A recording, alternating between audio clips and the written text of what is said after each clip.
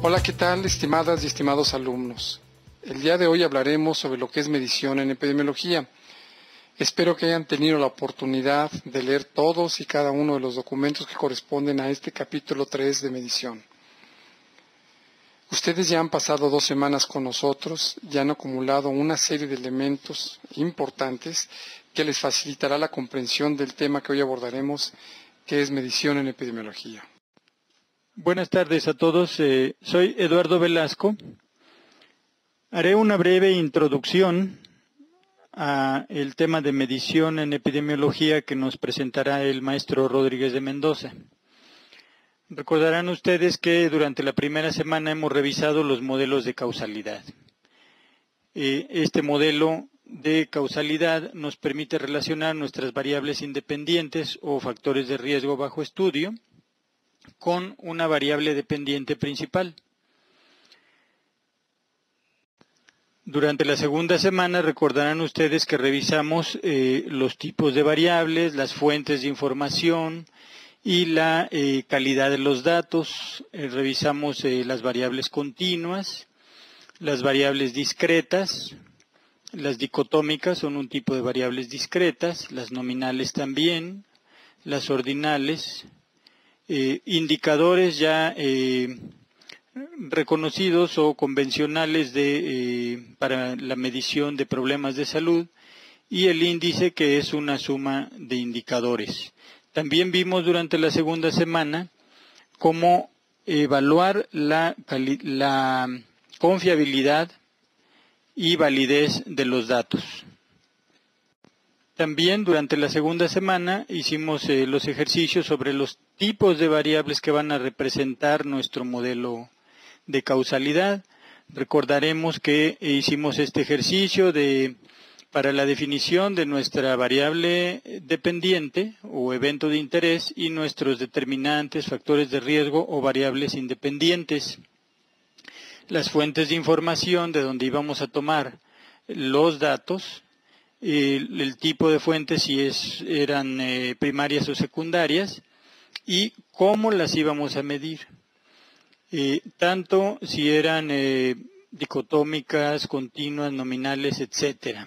Esto lo analizamos tanto para una variable dicotómica en el estudio de caso de peritonitis y soluciones dializantes, como en el estudio de caso de niveles de plomo. Recordando nuestro modelo de causalidad, nosotros tenemos nuestra variable dependiente, la cual queremos predecir usando nuestras variables independientes, factores de riesgo bajo estudio, así como otras variables que les llamamos intervinientes o potenciales confusores. Dependiendo del tipo de variable, será nuestro tipo de análisis. Podemos tener variables independientes continuas, discretas, dicotómicas, nominales u ordinales. Por otra parte, podemos tener variables dependientes continuas, discretas, dicotómicas, nominales y ordinales. Así vemos que podemos realizar nuestras tablas para la presentación de nuestros datos de acuerdo a nuestro tipo de variables. Si tenemos una variable dependiente y una independiente dicotómica, pues tendremos una tabla de 2 por 2. De nuestra definición de variables dependerá la medición que hagamos de ellas. Este cuadro nos muestra las diferentes opciones que tenemos de cruce de variables de acuerdo a su tipo. Si tenemos variables categóricas dependientes y variables independientes categóricas también, un método para probar diferencias, esto es asociación, es el de chi cuadrada, que no vamos a revisar en este curso. Muy posiblemente lo van a ver en el módulo o en la unidad didáctica de bioestadística del siguiente curso.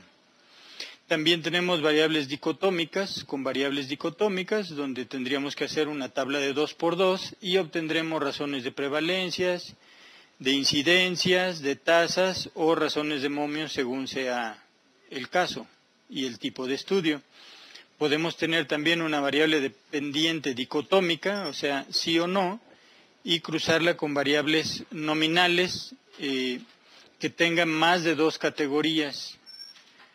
Tenemos también la posibilidad de que la variable dependiente sea continua y la variable independiente sea continua también, y ahí usamos el método de correlación y otros métodos como el de regresión lineal, que no vamos a ver en este curso, solamente la correlación. Tenemos la posibilidad también de que nuestra variable dependiente sea continua y la queramos cruzar por categorías de otra variable o de una variable independiente. Los métodos también nuevamente no los vamos a ver aquí, pero se hace con diferencia de medias, análisis de varianza. Y por último, solo nada más quisiera decirles que existe la posibilidad de que nuestra variable dependiente sea ordinal o multinomial, y nuestra variable independiente pues puede ser de cualquier otro tipo, y se analizan con otros métodos estadísticos que no son motivo o tema de este curso. Recordaremos que para el análisis de datos categóricos tenemos, ya lo vimos en uno de los ejercicios, tenemos la posibilidad de hacer una tabla de 2×2, obtener razón de prevalencias o de incidencias, según sea el caso, razón de tasas si contamos con tiempo persona en riesgo como denominador, y razones de momios. En el caso de datos continuos tenemos una serie de datos que toman distintos valores, y aquí el objetivo es ver qué tanta relación lineal tiene la variable dependiente con la variable independiente. En el caso de 2 variables continuas, decíamos, ¿verdad?, en una de las presentaciones que tenemos la posibilidad de hacer diagramas de dispersión de la variable dependiente con la independiente. Noten que aquí no estamos tratando de ver validez ni confiabilidad, estamos tratando de ver qué tanto se asocia una exposición con un evento de salud. En este caso vemos el estado de salud medido como variable continua con algún índice dado, con niveles de contaminación medidos también de manera continua. Nuestro coeficiente de correlación en este caso es de 0.7. Como recordaremos, el coeficiente de correlación de Pearson toma valores desde -1, en el caso de una correlación negativa perfecta, hasta 1 en caso de una correlación positiva perfecta. Un valor de 0 sería no correlación. Para terminar, haremos una breve reseña, ¿verdad?, del análisis estadístico de acuerdo con el tipo de variable.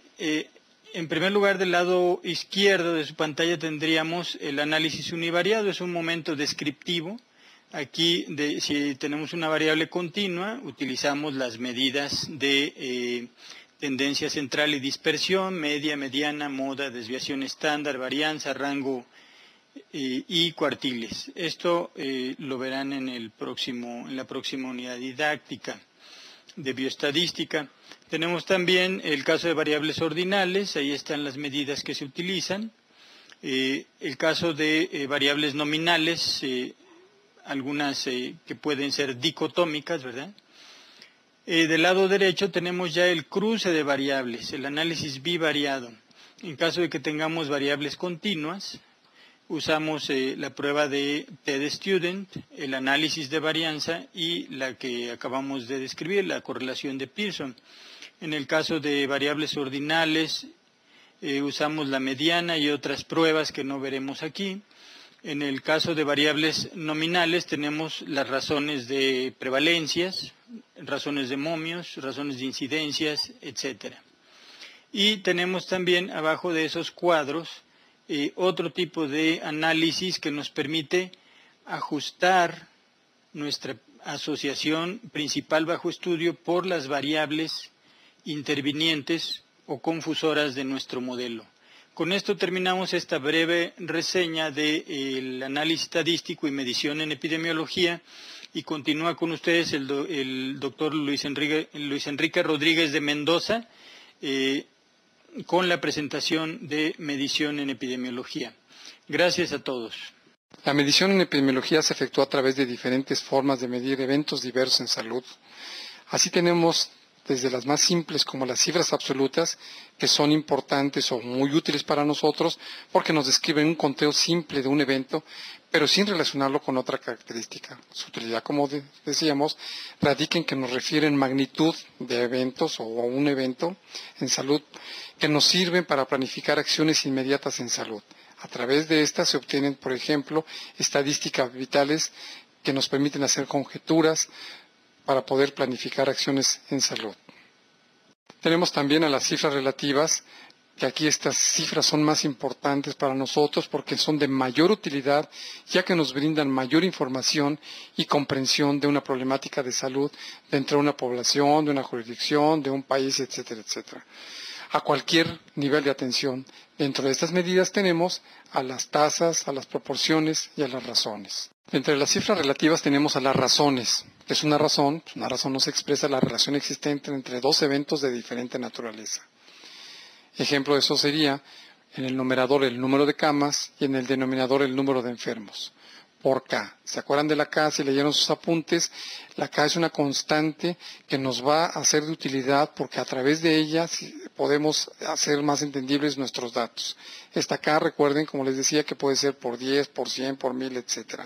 El uso de esta K, como les había dicho, es para poder hacer más entendibles nuestros datos. Por ejemplo, de cifras relativas, como habíamos dicho al principio, también es la proporción. Es una proporción, la proporción es un tipo específico de razón, pero aquí siempre estará incluido el numerador dentro del denominador. Ejemplo, si en el numerador tenemos al número de alumnos de la Facultad de Medicina de la UNAM, en el denominador tenemos que abarcar este numerador en el denominador. Entonces tendríamos que poner total de alumnos de la UNAM por una constante. Acuérdense de la famosa constante.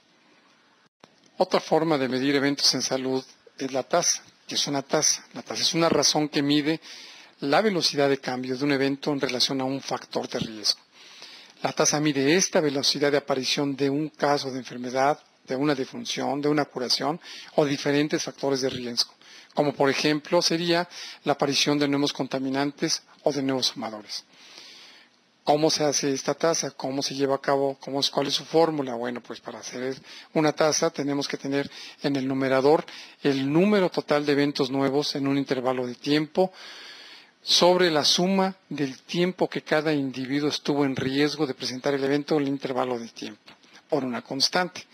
A continuación, daremos algunos ejemplos de lo que son tasas. Como les decía, de tasa sería la tasa cruda o bruta de mortalidad, que es una tasa muy usada en la infraestructura de los servicios de salud. La tasa cruda de mortalidad o bruta de mortalidad se saca dividiendo el número total de defunciones en un periodo de tiempo determinado sobre la población total o a mitad del periodo.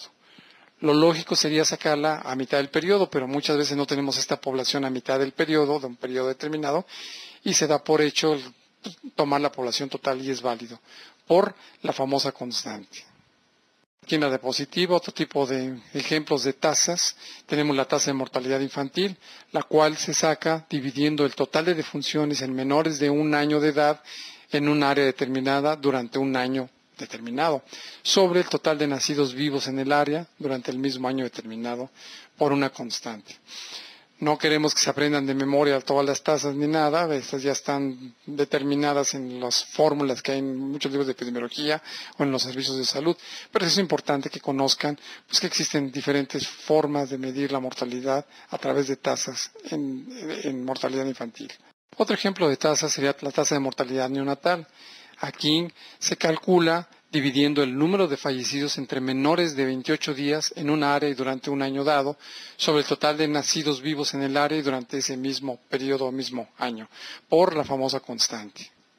La medición en epidemiología se realiza a través de 3 grandes formas de medir estos eventos en salud, a través de las medidas de frecuencia, las medidas de asociación y las medidas de impacto potencial.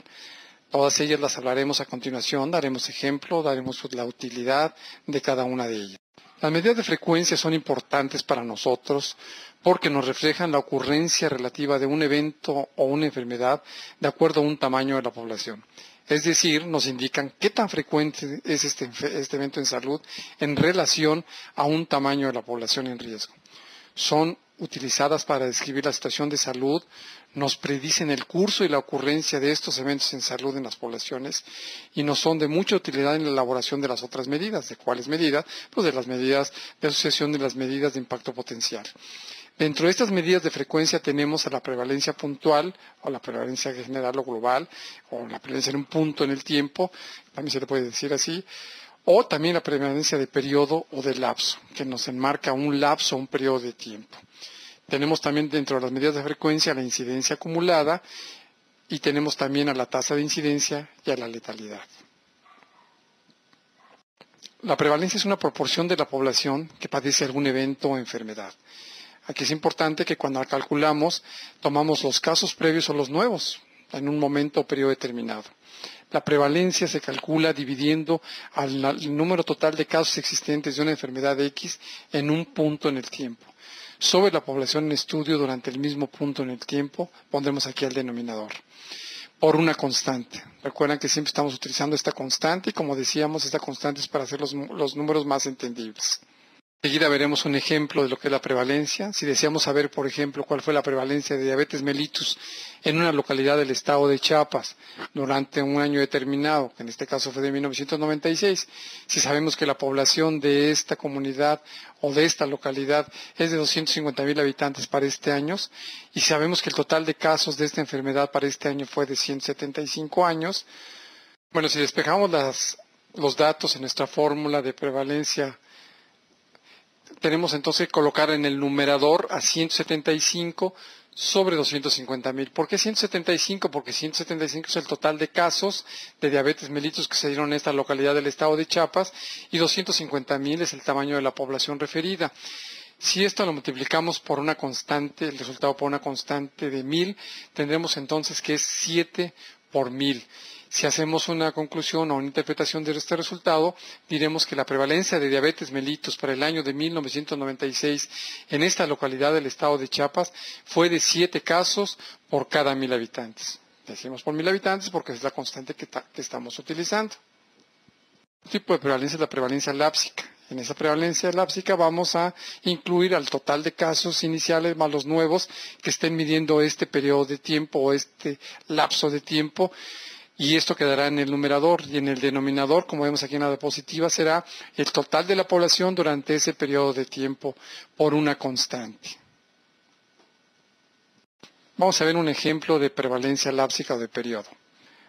Si deseamos saber cuál fue la prevalencia lápsica o de periodo de tuberculosis en un municipio del estado de Morelos para un periodo comprendido entre el año de 1994 al año de 1996, si sabíamos que se contaba al inicio del año de 1994 con 375 casos de tuberculosis.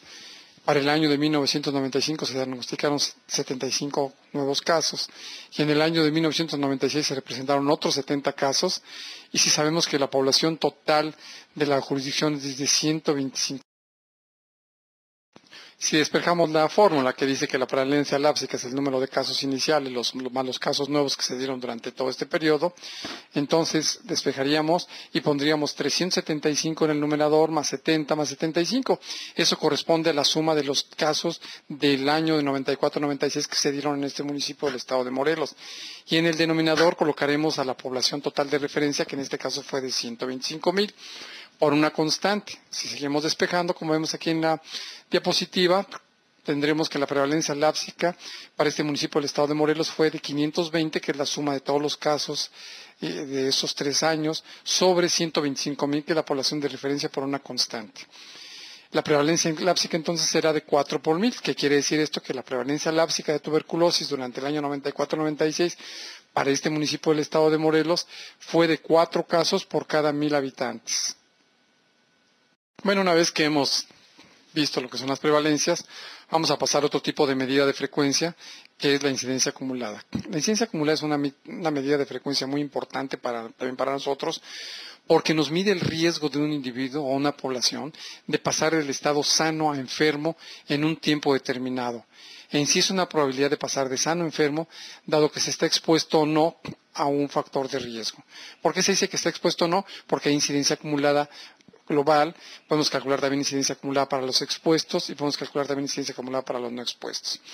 La incidencia acumulada se calcula poniendo en el numerador al total de casos nuevos, ojo, nuevos, aquí exclusivamente estamos tratando puros casos nuevos de una enfermedad de X en un periodo de tiempo determinado. ¿Qué tenemos que colocar en el denominador? Pues la población en riesgo de enfermar al inicio del periodo estudiado. ¿Cuál es esta población? Pues la población sana, definitivamente. Y tenemos que multiplicarlo, como siempre, por nuestra famosa constante.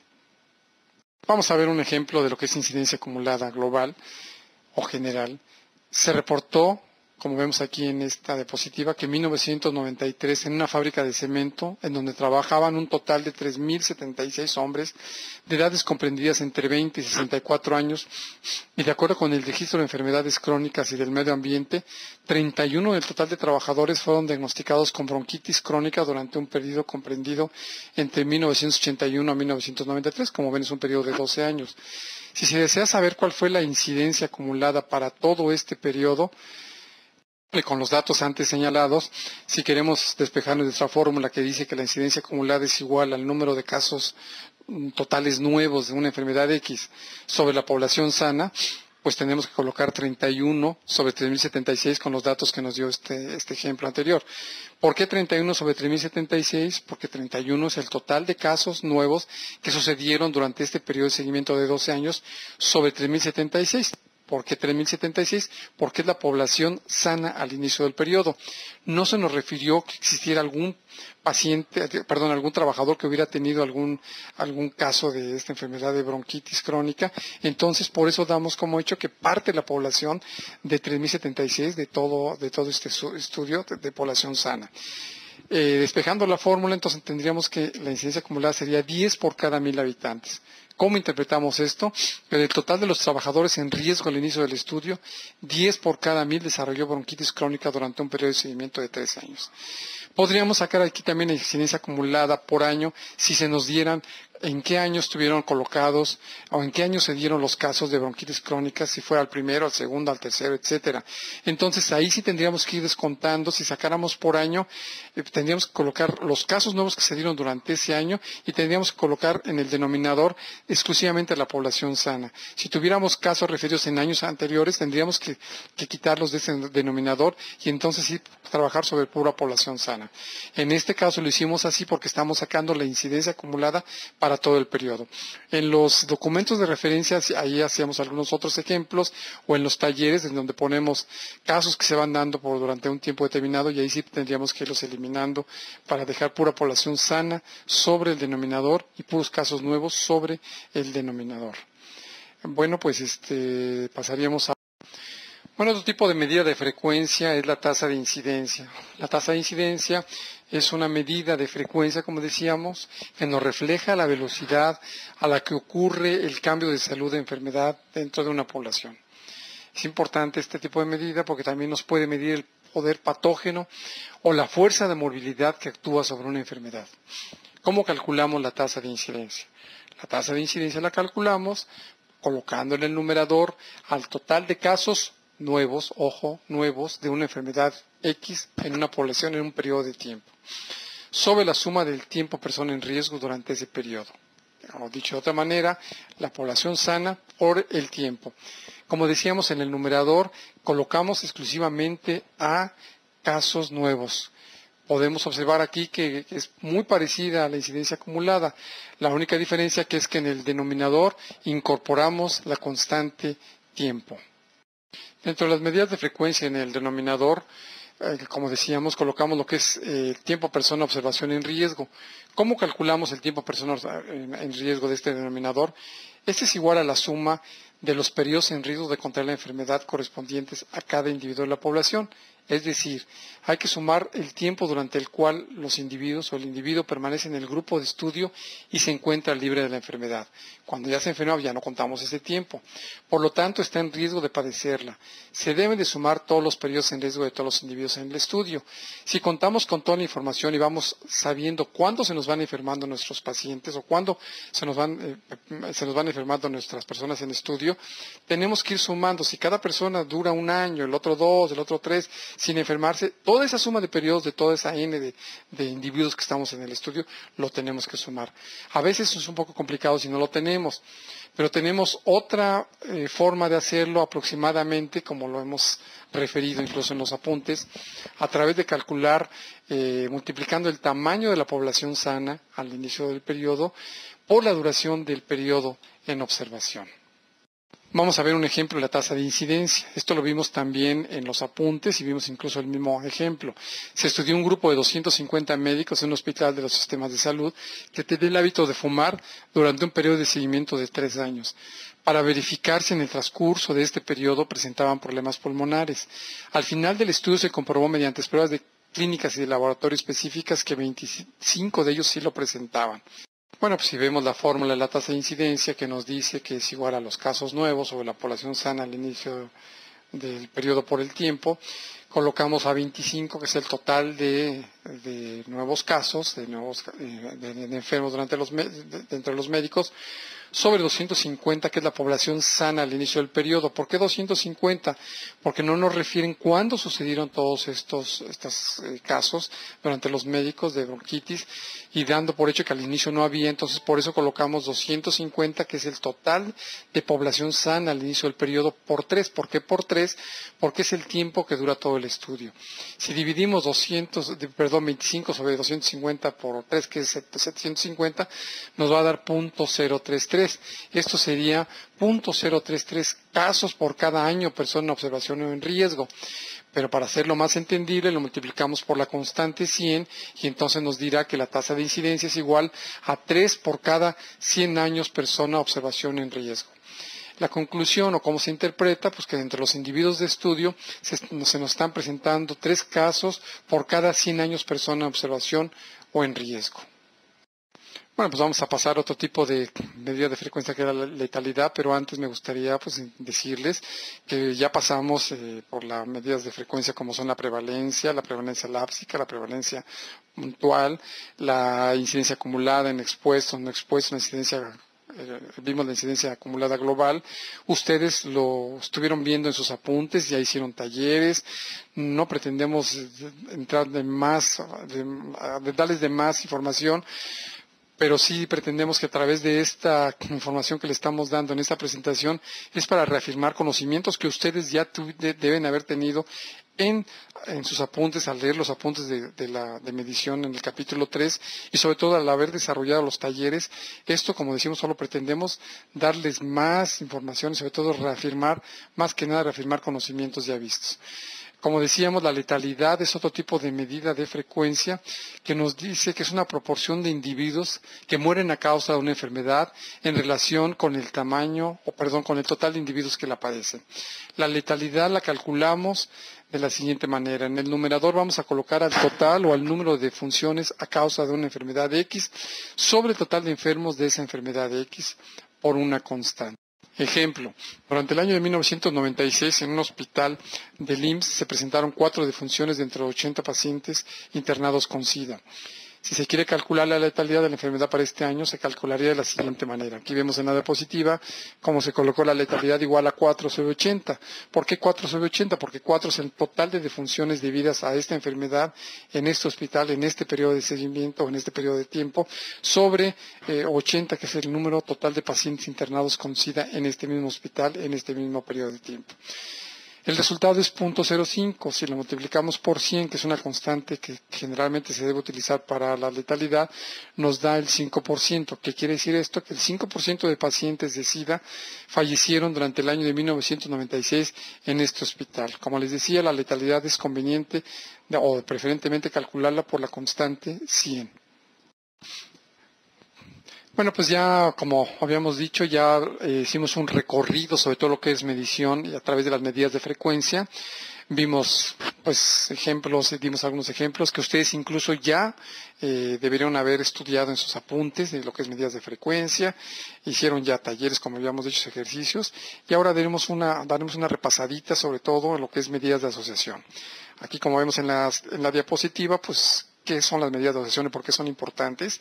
Pues son importantes porque nos reflejan la fortaleza o magnitud de una asociación estadística entre un factor bajo estudio, llamado comúnmente factor de riesgo, y un evento o enfermedad. O sea, esta asociación que existe entre estos factores de riesgo y un evento se le llama medida de asociación. Típicamente involucran una comparación cuantitativa de dos medidas de frecuencia. Se utilizan para elaborar inferencias causales.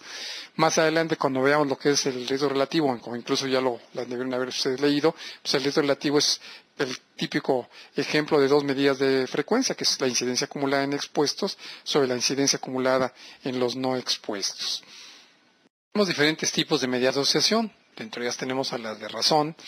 Por ejemplo, el riesgo relativo, la razón de prevalencias, la razón de tasas y la razón de momios. Cada una de ellas con su utilidad y con diferentes estudios de investigación. Por ejemplo, el riesgo relativo es de mucha utilidad para los estudios de corte, la razón de prevalencia para los estudios transversales, la razón de tasas es de mucha utilidad para los estudios de corte y la razón de momios que se usa para estudios exclusivos transversales y de casos y controles.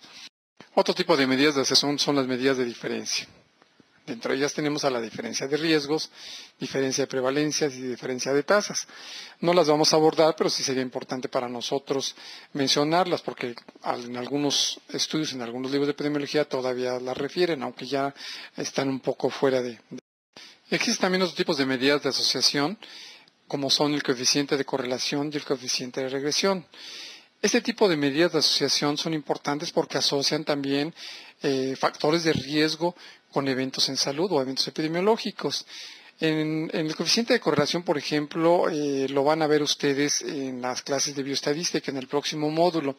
Y aquí es importante señalar que este tipo de medida de asociación es muy útil para variables cuantitativas. Nosotros enseguida estaremos tratando de entrar lo que son medidas de asociación, ya que su cálculo a través de tablas de 2x2 y que son de mucha utilidad, pero que exclusivamente son para variables categóricas, a diferencia, como les decía, en este coeficiente de correlación, en que sí pueden medir variables cuantitativas en todas sus variantes.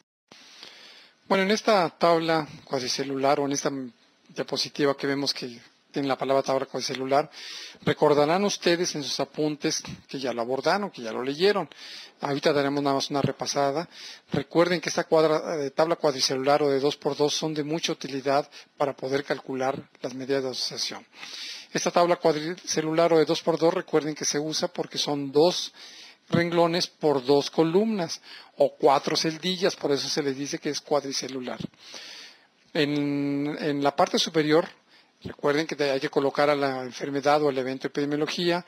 En el lado izquierdo, tenemos que colocar al factor de riesgo, tenemos que colocar en el renglón superior al total de expuestos, que en este caso viene siendo ni, al total de no expuestos, que en este caso viene siendo no, si estamos hablando de renglones.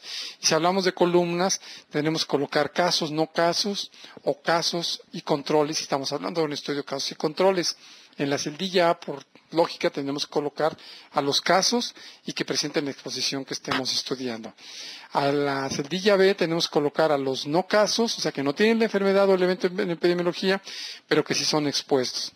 En la celdilla C tenemos que colocar a los casos no expuestos, y en la celdilla D tendremos que colocar a los no casos no expuestos.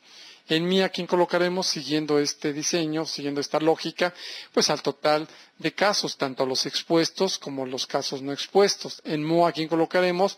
Al total de no casos, los que tienen la exposición y los que no tienen la exposición, como es B más D. En NI colocaremos a la suma de A más B, que no es otra cosa más que los casos expuestos más los no casos expuestos. En no colocaremos al total de casos no expuestos más el total de no casos no expuestos. Dicho de otra manera, al total de no expuestos, eso será no. Y en N tenemos que colocar al total de la muestra de este estudio que estemos desarrollando. Si sumamos ni más no, nos dará N. Si sumamos mi más mo, nos dará N. Y así A más C nos dará mi, B más D nos dará mo, y así subsecuentemente. Bueno, en esa diapositiva estamos viendo lo que es celdilla A, celdilla B, celdilla C y celdilla D, que es lo que dijimos anteriormente. Por ejemplo, la celdilla decíamos son los casos expuestos, la B no casos expuestos, y así subsecuentemente. Aquí en esta diapositiva lo que son los marginales. Habíamos dicho que también que mi es el total de casos, en mo es el total de no casos, en ni es el total de personas que presentan exposición, en no es el total de no expuestos o personas que no presentan exposición, y en n, como decíamos anteriormente, que es el total de la muestra. Bueno, pasaríamos aquí a explicar lo que es la razón de prevalencia. La razón de prevalencia es un tipo de medida de asociación que es de mucha utilidad para los estudios de tipo transversal. Los estudios de tipo transversal son estudios también llamados estudios de prevalencias o estudios que se sacan como una foto instantánea de lo que sucede, sobre todo con respecto a lo que son las prevalencias de cierta enfermedad o ciertas enfermedades. La razón de prevalencia, como decíamos, es un tipo de medida de asociación que se usa para este tipo de estudios transversales. ¿Cómo la calculamos? Pues poniendo colocando en el numerador A sobre Ni. Ya sabemos que es A, que es los casos expuestos, sobre el total de exposición. Todo esto dividido entre C, que es C, el total de casos, pero que no son expuestos, sobre no, que es el total de no exposición. ¿Cómo interpretamos esto? Pues si los resultados de las medidas de asociación encontramos un valor mayor a 1, decimos que existe una asociación positiva. ¿Qué quiere decir una asociación positiva? Que existe un factor de riesgo entre tal factorio que estemos estudiando y un evento en salud. Si existe un resultado de 1, decimos que no hay asociación. ¿Asociación entre quién? Entre el factor de riesgo estudiado y el evento epidemiológico. Y si sacamos un valor menor a 1, decimos que hay una asociación negativa o que el factor de riesgo no es factor de riesgo, sino que es un factor protector. Una vez calculada la medida de asociación, no podemos tener otro tipo de resultados. O es mayor a 1 o es igual a 1 o es menor a 1. Y esta es la manera de interpretarlo. Ustedes también ya lo han de haber leído en sus apuntes, pero como les decía, solamente es un recordatorio. Bueno, pasaremos ahora a lo que son la razón de momios. La razón de momios o la razón de productos cruzados, como también lo han de haber leído en sus apuntes, es un tipo de medida de asociación que es de mucha utilidad para estudios de tipo transversal y de casos y controles. ¿Cómo se calcula la medida de asociación de razón de momios? Bueno, pues multiplicando en el numerador A por D, ya sabemos que es A por D, ya lo hemos dicho, sobre B por C. B por C también ya saben qué es. Ejemplo, bueno, pues un ejemplo para este tipo de medida de asociación, si decimos que en una muestra de 450 personas se desea estudiar si existe asociación entre la obesidad y la diabetes mellitus, si se encontró que 250 personas eran obesas, mediante pruebas de laboratorio se detectó que del total de la muestra 150 eran diabéticos y de los 200 no obesos 50 eran diabéticos y 150 ni eran obesos ni eran diabéticos. Si nosotros analizamos estos datos, nos estaremos dando cuenta que esos 450 corresponden ¿a qué? Pues al total de tamaño de la muestra. ¿Estos 250 a qué corresponderán? Pues estos 250 corresponderán a Ni, que es el marginal Ni, que es el total de personas que presentan la exposición. Si decimos que hay un total de la muestra, 150 eran diabéticos, estos 50 será Mi, que es Mi, pues es el total de personas que presentan la enfermedad, en este caso 150. Esos 200 personas no obesas, pues esa es la diferencia entre las obesos contra las no obesas, que en la suma son los 450, es el total de no expuestos. Decimos que 50 de estos no obesos, 50 eran diabéticos, entonces será la celdilla C, que es el total de casos, pero no expuestos. Y 150 será D, que ni son casos, ni son expuestos. Como ven, aquí tenemos la tablita ya con los datos incorporados a esta tablita. Y tenemos aquí que son 100 para A, 150 para B, 50, 150. Aquí estamos viendo lo que decíamos anteriormente, que de esto, de ejemplo, 250 son el total de expuestos, 200 son el total de no expuestos, 450 el total del tamaño de la muestra, 100 son casos expuestos. ¿Qué quiere decir esto? Que son personas que presentaron de este estudio diabetes y que además eran obesos. 50, ¿qué querrá decir? Bueno, 50 son personas que son diabéticas, pero que no eran obesas, porque también dentro del estudio, pues no todos son diabéticos ni todos son expuestos. 150, ¿qué corresponderá? Que de los 450, 150 ni presentaron diabetes mellitus, ni eran expuestos. 150, pues es el total de enfermos, como habíamos dicho, y 300 es el total de no enfermos o el total de no casos. Si despejamos nuestra fórmula de razón de momios, que recuerden que es A por D sobre B por C, e incorporamos estos datos, pues tenemos que para A, si revisamos la tablita, es 100, y D tenía un número de 150, dividiendo entre 50 por 150, que si multiplicamos 150 por 100, pues nos va a dar 15,000, y 150 por 50 nos va a dar 7,500. Si hacemos la división, nos va a dar 2. ¿Qué quiere decir esta razón de momios de 2? ¿Cómo se interpretará esto? Pues quiere decir que las personas obesas tienen 2 veces más la probabilidad de presentar diabetes mellitus que las personas no obesas de este estudio. Como ven, es una medida de asociación que es mayor a 1, entonces hay una asociación positiva o que sí existe factor de riesgo contra el evento que estemos estudiando. En este caso, obesidad contra diabetes mellitus. Bueno, ahora pasaremos a ver lo que es riesgo relativo. El riesgo relativo es otra medida de asociación y, como habíamos dicho, es un tipo de medida de asociación que es de utilidad o que es usado para estudios de tipo corte. La medida de asociación de riesgo relativo se calcula dividiendo o colocando en el numerador A sobre ni y en el denominador C sobre no. ¿Qué es A sobre ni?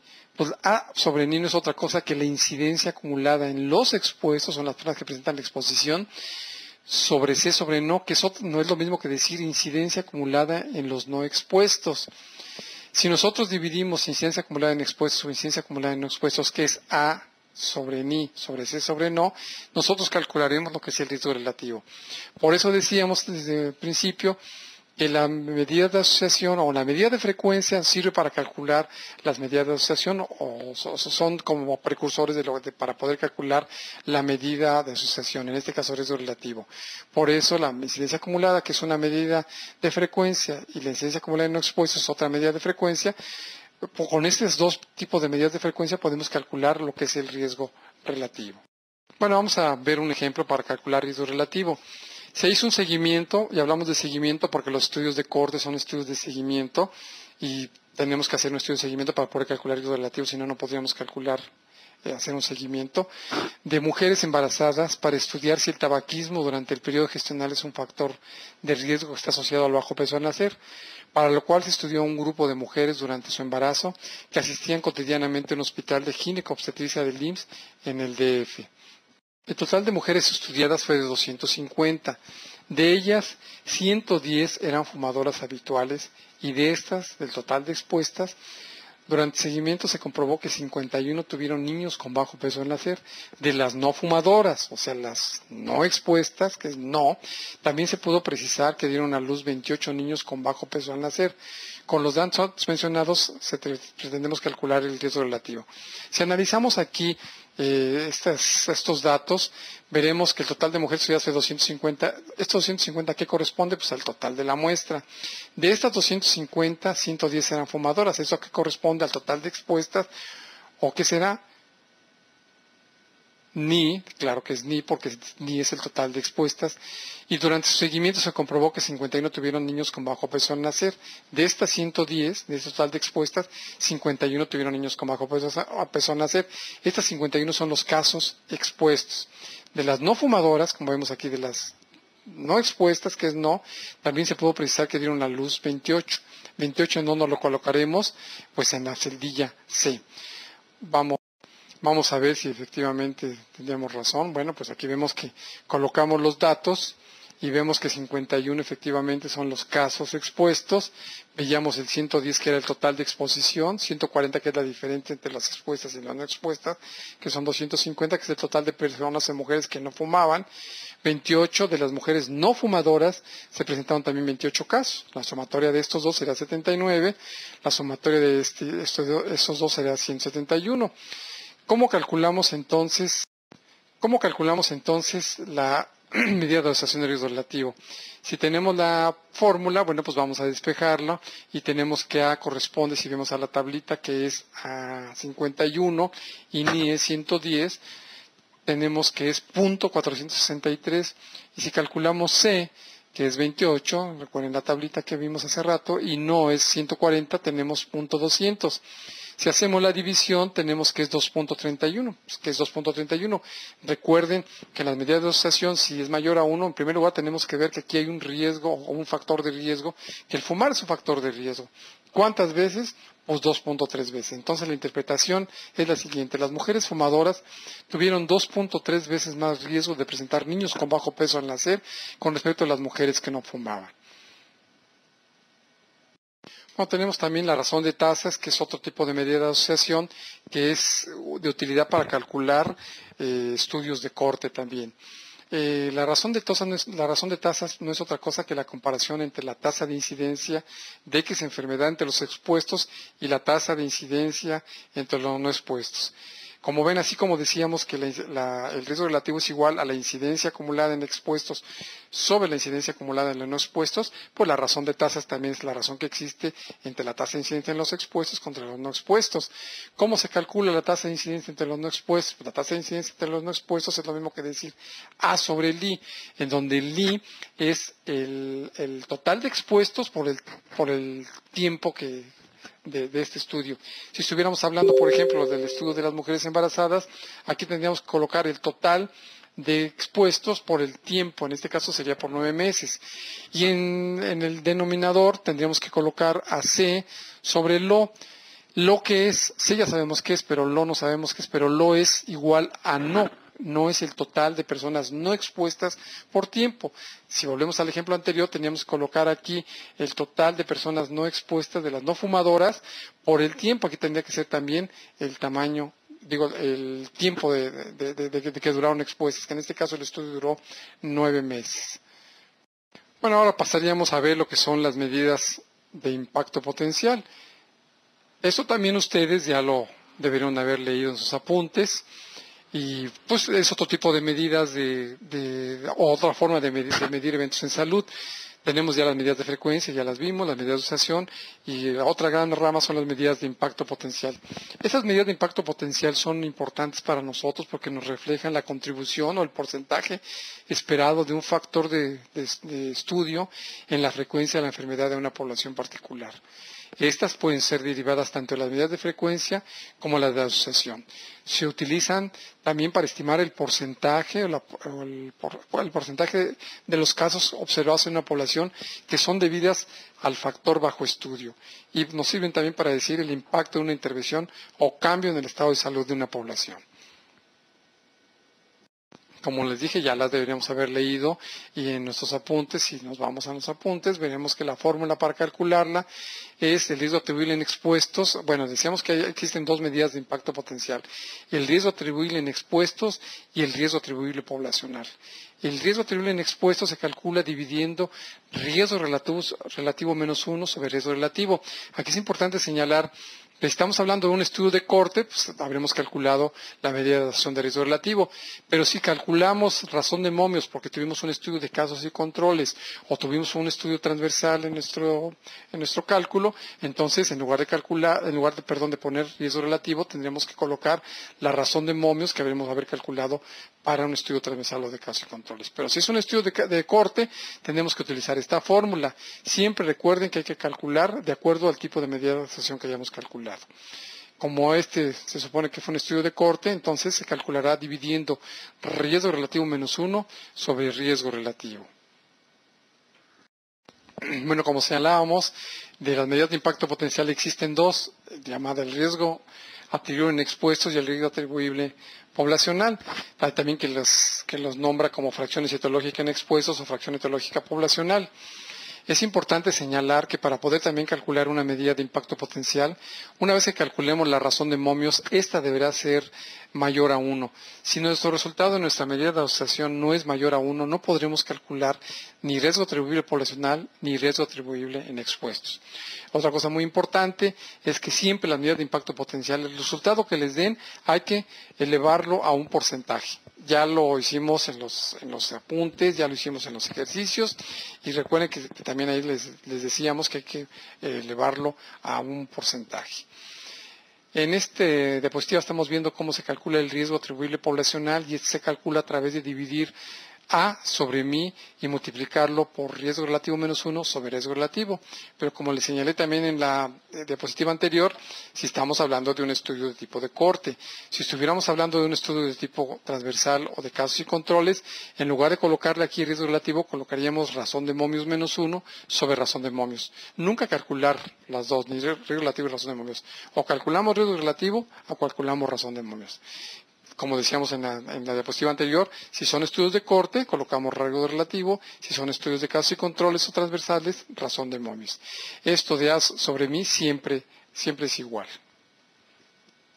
Bueno, estimados alumnos, estimadas alumnas, pasaremos ahora a otra temática, como es la estandarización de tasas. Dejaremos por un ratito de lado lo que es todo lo de medición y pasaríamos a esta temática tan interesante como es la estandarización del ajuste de tasas.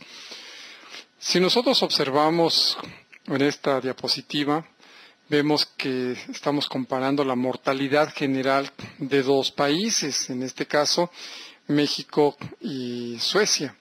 Si nosotros vemos la mortalidad, pues estamos viendo que efectivamente existe más mortalidad en Suecia que en México. O sea, los datos de mortalidad son mayores en Suecia que en México para un año X. Y estamos diciendo de casos reales de un año X. Si nosotros no vemos otro tipo de variables como es la población de 65 años y más, si analizamos nada más la mortalidad por los dos países, podríamos pensar que la infraestructura, que nuestros médicos, que nuestras enfermeras, que nuestros hospitales son de mejor calidad que este país, que con nosotros. Pudiera ser que sí, pero el ajuste de tasas se realiza para saber si no existen por ahí alguna variable confusora que esté incrementando estos datos de mortalidad o este riesgo de morir en este país con respecto al de México. Si nosotros analizamos aquí la población de 65 años y más, nos estaremos dando cuenta que mientras en México es un 3.5%, en Suecia es de 15%. O sea, hay un mayor grupo de edad de viejitos en Suecia que en México. Por lo tanto, pues está contribuyendo a que haya mayor mortalidad. De todas maneras, van a morir más por lógica. Lo grave sería, siendo los mismos, estos países que uno es donde hay una población mayoritaria de jóvenes que de viejos, entonces sería muy grave que entonces estuviera al revés. Pero bueno, para realizar este ajuste de tasas, para saber si no existen variables confusoras, como son la edad, el sexo, la posición socioeconómica, que veremos más adelante, se realiza algo que se conoce con el nombre de estandarización de tasas o ajuste de tasas. Es una estandarización de tasas, entonces, pues es un método por medio del cual se pueden hacer comparables medidas de resumen, como son las tasas de morbilidad, las tasas de mortalidad, considerando el probable efecto confusor que decíamos hace rato de otra variable, como es la edad, la raza, el sexo, etcétera, la posición socioeconómica, etcétera, etcétera, muchas. Como decíamos, es un método por medio del cual podemos entender o podemos ajustar o saber si no hay una variable que nos esté incrementando esos valores o que sea confusor ese tipo de variable. Tenemos dentro del ajuste de tasas dos métodos, el método directo y el método indirecto. ¿Cuáles son los datos mínimos necesarios para realizar un ajuste de tasas? Tenemos que tener dos o más grupos de comparación o de poblaciones, llámense estados, llámense jurisdicciones, llámense países, llámense comunidades, etcétera, etcétera. Tenemos que tener también para cada grupo las tasas específicas en las categorías de las variables de interés. Por ejemplo, tenemos que tener la tasa específica del grupo de edad de 0 a 4, de 5 a 9, etcétera, etcétera, por decir algo, pero tenemos que tenerla para cada población de comparación. Si no tenemos los mismos datos de conformación de grupos de edad, no podemos hacerlo, y además tenemos que tener las tasas específicas de estas categorías de variables de interés y de estos grupos de edad de cada población a comparar. Tenemos que tener también la tasa cruda o la tasa global de las poblaciones que vamos a comparar. Otro dato que necesitamos es la población estándar con la distribución de la variable de interés, sea edad, sexo, etcétera, categorizada de manera similar que las poblaciones que vamos a comparar. ¿Qué quiere decir esto? Que si tenemos dos poblaciones con sus grupos de edades, o sus riesgos, o la edad, o el sexo, lo que sea, tenemos que tener para una población estándar, que es la con la que vamos a servir de comparación, a esa misma categorización de las poblaciones que vamos a comparar. Más adelante. Bueno, entonces, como decíamos que tenemos dos métodos para hacer el ajuste de tasas, tenemos el método directo y tenemos el método indirecto. Dentro del método directo tenemos unos pasos para realizar este método. El primero sería seleccionar a la población estándar. ¿Qué es una población estándar? La población estándar es la que sirve de comparación para nuestro ajuste de tasas, sea método directo o indirecto. ¿Cómo podemos conformar una población estándar? Como lo leyeron ustedes en sus documentos, la población estándar puede estar conformada por la suma de una o más poblaciones que están comparando. Estamos comparando dos poblaciones. Lo más sencillo es sumar la población de un estado con el otro estado, o sumar la población de una jurisdicción con otra jurisdicción, y esa sería nuestra población estándar. O podemos compararla, si estamos hablando, por ejemplo, de dos estados, podemos compararla con otro estado, y esa sería nuestra población estándar, o podemos hacerla con una nacional. Pero como les repito, una de las maneras más fáciles de hacerlo es sumar las dos poblaciones y ponemos en condiciones iguales a las dos poblaciones, y esa sería nuestra población de referencia, nuestra población estándar. El paso número 2 sería calcular el número de defunciones o de casos, pues que estamos hablando de morbilidad o de mortalidad, que esperaríamos al aplicar a la población estándar las tasas específicas de cada población que vamos a comparar.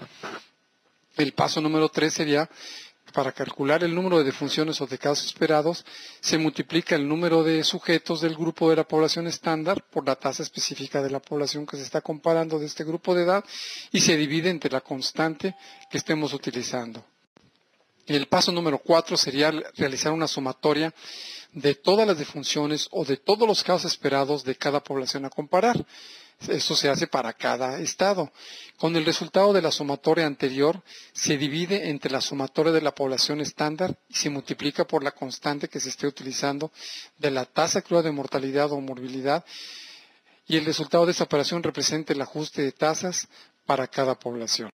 Entonces, como decíamos hace rato, ¿qué es una población estándar? Es una población que sirve de base para hacer la estandarización de tasas y que puede estar conformada por la suma de las poblaciones, como decíamos, a comparar, que puede ser la población nacional, que puede ser la población de una comunidad, de una jurisdicción, de un estado, de un país, etcétera. Bueno, pues pasemos ahora a un ejemplo para el método directo de ajuste de tasas o estandarización de tasas. En esta diapositiva tenemos un ejemplo de un hospital del ISSSTE con datos ficticios para el año de 1992. Tenemos aquí como variable de interés el grado de severidad, que pudiera ser una variable confusora, que el grado de severidad con que ingresan los pacientes al hospital pudiera ser que esté incrementando los datos de mortalidad o las tasas de mortalidad en este hospital. Tenemos en la otra columna el número de pacientes, tenemos el número de defunciones y tenemos las tasas específicas de acuerdo al grado de severidad alto, medio y bajo para ese hospital del ISSSTE. Tenemos una tasa cruda de mortalidad de 43.23 por 1000. Esta la sacamos, recuerden, dividiendo el número de defunciones, que en este caso son 735, sobre el número de pacientes que ingresaron durante todo este año al hospital, que fue 17,000, y tenemos que por cada 1000 ingresos que tuvo este hospital para el año de 1992, fallecieron 43 aproximadamente. Pues pasaremos a ver enseguida el ejemplo para otro tipo de hospital. Pues como bien sabemos, tenemos que tener otro hospital para hacer la comparación, para hacer el ajuste de tasas. En este caso tenemos a otro hospital del IMSS, ficticio también, con datos para 1992. tenemos la misma variable de grado de severidad alto, medio y bajo. Si no tuviéramos este grado de alto, medio y bajo, si tuviéramos otro gradiente, no podríamos hacer el ajuste de tasas. Recuerden que debe ser la variable y con sus grupos de comparación igual. Tenemos también el número de pacientes con que ingresan, el número de funciones y las tasas específicas de defunción por cada grado de severidad que ingresaron los pacientes a este hospital del IMSS en 1992. La tasa cruda de mortalidad para este hospital fue de 26.60 por 1000. ¿Qué quiere decir? Que hubo 26.6 defunciones, casi 27 defunciones por cada 1000 personas que ingresaron a este hospital. Bueno, pues para hacer desarrollar el ajuste de tasas necesitamos, recuérdenlo, una población estándar. Que esa población estándar, lo más simple, lo más sencillo es sumar las dos poblaciones de los dos hospitales en este caso y con su grado de severidad. Entonces, aquí en la población estándar, por ejemplo, en el grado de severidad alto, los 15,000 pacientes que tenemos es la suma del hospital del ISSSTE con la suma del hospital del IMSS. Y así subsecuentemente, alto, medio y bajo, tenemos aquí, ya desarrollamos nuestra población estándar. Pudiéramos hacer también, en lugar de sumar las dos poblaciones de los dos hospitales, poner la población también con grado de severidad alto, medio y bajo de otro hospital, a lo mejor un hospital privado, un hospital de Pemex, etcétera, etcétera. También podría ser el grado de comparación como población estándar. Entonces, ¿qué vamos a hacer en el paso siguiente? Recuerden que tenemos que sacar las defunciones que esperaríamos, o ficticias que esperaríamos, al aplicar las tasas específicas de cada uno de los hospitales.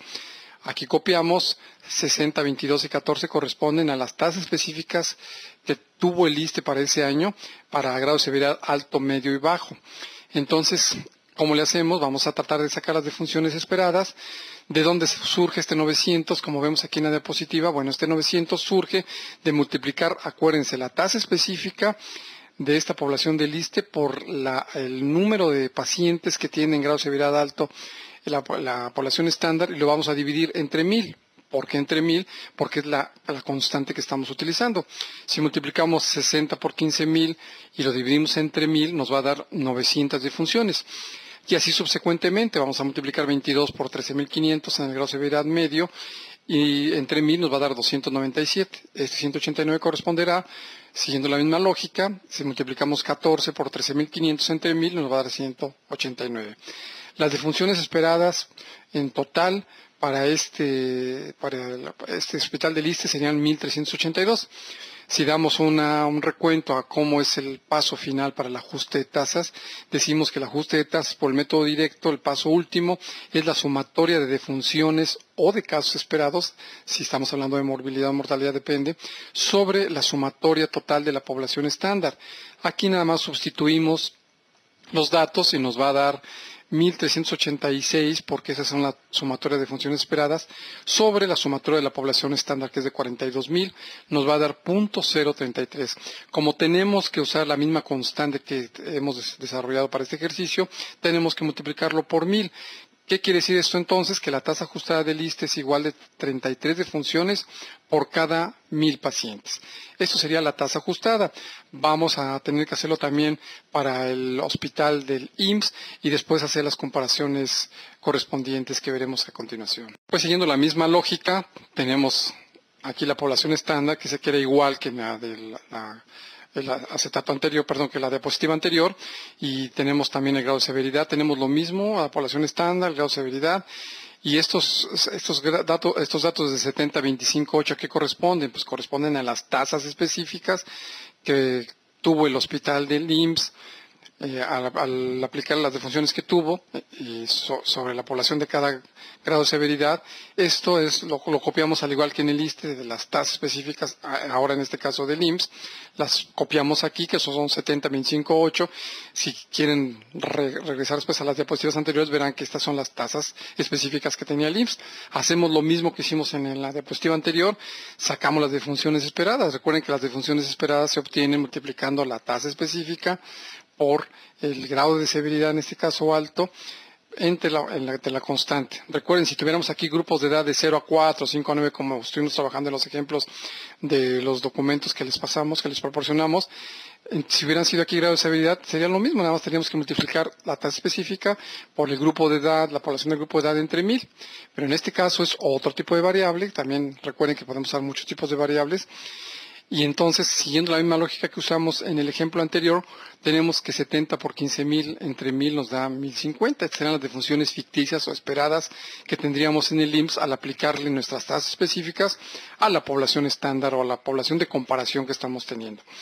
La tasa específica del IMSS para grado de severidad medio sería 25 por 13,500 entre 1000 y nos daría 337. En el siguiente grado de severidad bajo sería 8 por 13,500 entre 1000 y nos daría 108. Si sumamos estos datos de defunciones esperadas o ficticias, recordando lo que le habíamos dicho en el ejercicio anterior, en la diapositiva anterior, la tasa ajustada por el método directo sería la sumatoria de defunciones esperadas sobre la sumatoria de la población estándar. Aquí nada más sustituimos, serían 1,495 para el IMSS sobre la población estándar, que son 42,000, nos da 0.035. Entonces, la tasa ajustada del ISSSTE, al aplicarle la población estándar, sería 35 defunciones por cada 1000 pacientes. En el acetato que sigue, en la diapositiva siguiente, pues trataremos de hacer las conclusiones, ¿no?, de todo este ejercicio. Bueno, aquí tenemos las conclusiones. Si analizamos, recuerden de los datos anteriores, la tasa cruda del hospital del ISSSTE será 43 por 1000 pacientes. ¿Qué habíamos dicho con esto? Que 43 pacientes fallecen por cada 1000 pacientes que ingresan al hospital o que ingresaron al hospital del ISSSTE en el año de 1992. Para el IMSS fue de 26 por 1000. Si analizamos los dos hospitales en donde existe mayor riesgo de morir, o donde se nos están muriendo más, pues aquí es obvio, son los datos verdaderos, son 43 contra 26. Cuando hacemos el ajuste de tasas, ¿qué pasa?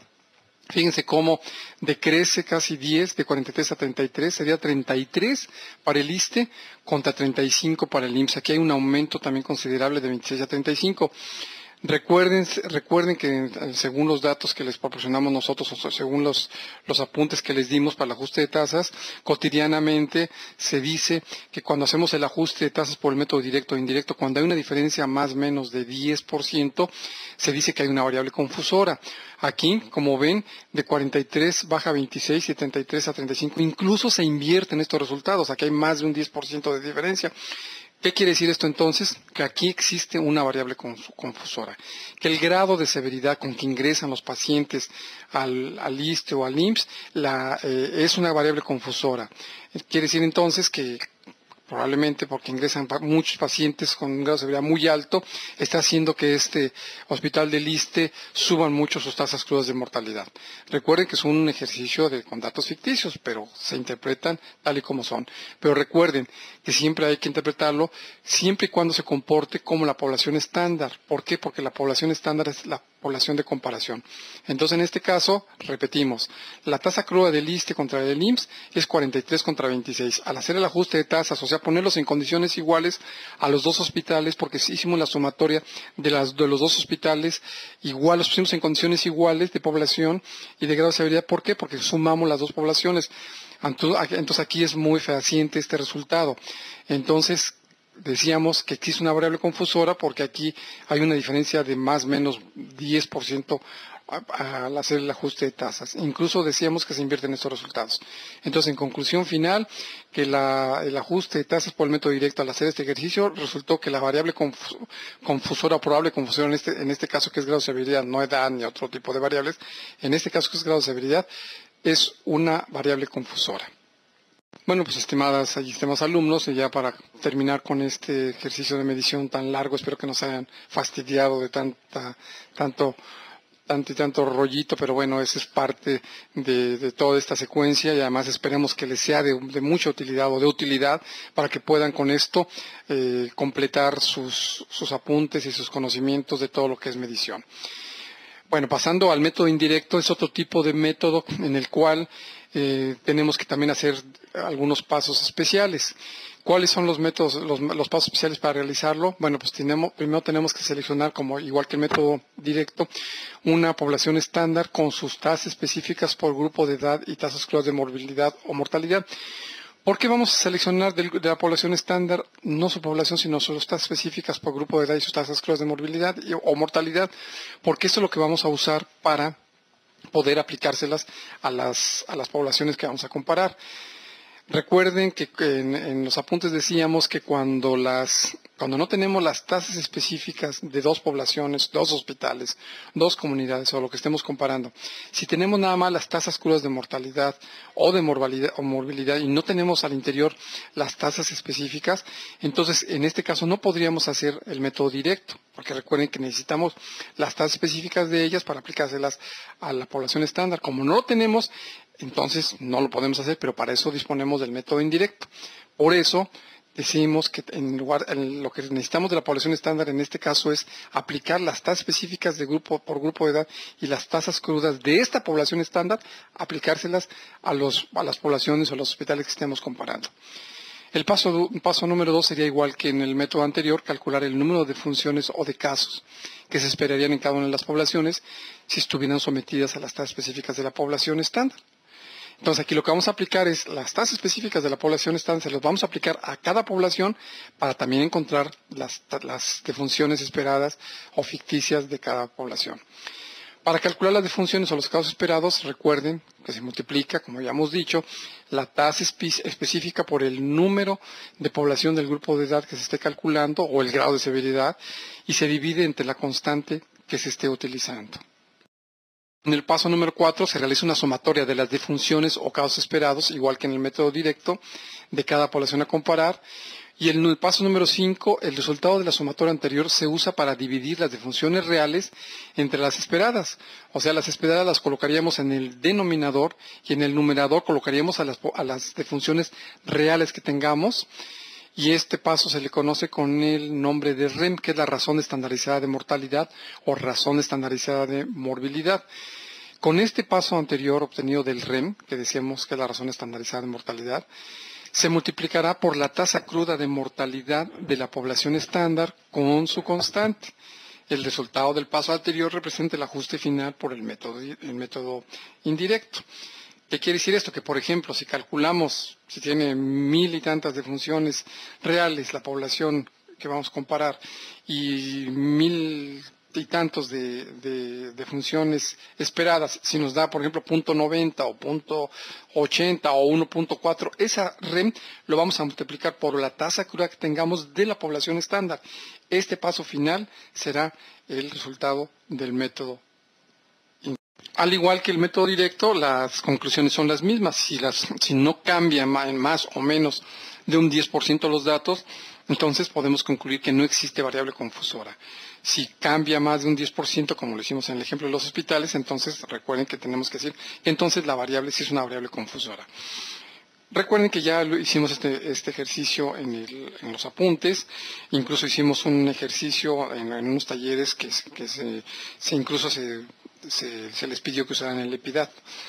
Si nos pusiéramos a ver cuáles son los datos mínimos que necesitamos para el método indirecto, por lógica, igual que el método directo, necesitamos 2 o más grupos de comparación de poblaciones, hospitales, jurisdicciones, comunidades, países, estados, etcétera, que estemos comparando.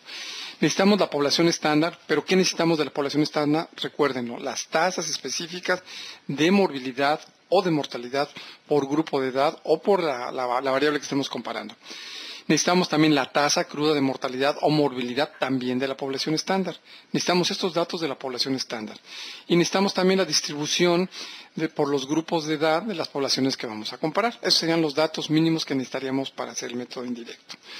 Si alguien me pregunta si tenemos todos los datos, ¿qué hacemos? Bueno, si tenemos todos los datos, tenemos tasas específicas, tasas crudas, tenemos la población, tenemos todo, pues hacemos el método directo porque nos estaremos ahorrando un paso que no tenemos que estar sacando el REM como es para el método indirecto. El método indirecto es muy sencillo también, nada más hay que seguir todos los pasos, pero es un poquito más talachero. Pero, repito, si tenemos todos los datos, pues trataremos de hacer mejor el método directo y no nos metamos en más complicaciones. Bueno, pues fue un placer para mí estar con ustedes en esta sesión. Espero que haya sido de utilidad para el reforzamiento de sus materiales, de sus conocimientos. Me pongo a su disposición, como bien lo saben, en los teléfonos del instituto, en los correos electrónicos. Cualquier duda, no duden, valga la redundancia, en hablarme, en comunicarse con nosotros y con mucho gusto los atenderemos. Estoy a sus órdenes, como siempre, y pues los dejo aquí. Traten de leer todos sus apuntes, de leer todos sus textos para que resuelvan sus ejercicios para que no se vayan atrasando. Y pues una vez que terminen todo esto de medición, pasarán ustedes a ver lo que son diseños en investigación epidemiológica.